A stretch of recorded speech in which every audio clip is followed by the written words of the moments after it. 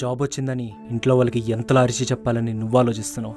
Job పోయిందని ఇంట్లో వాళ్ళకి ఎంతలా ఏడుస్తూ చెప్పాలని వాడు ఆలోచిస్తున్నాడు.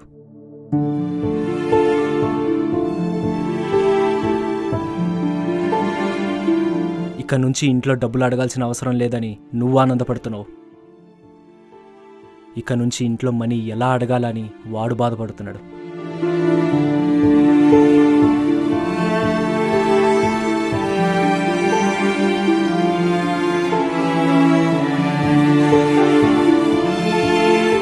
ఇక్కడ మనిషి మాత్రమే మారింది, కానీ పరిస్థితి నీ నుంచి వాడికి మారింది.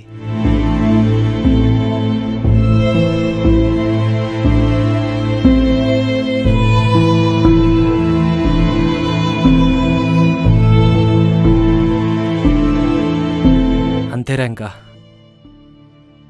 లైఫ్లో అన్నీ అనుకున్నట్టు జరిగితే ఇది లైఫ్ ఎందుకు అవుతుంది?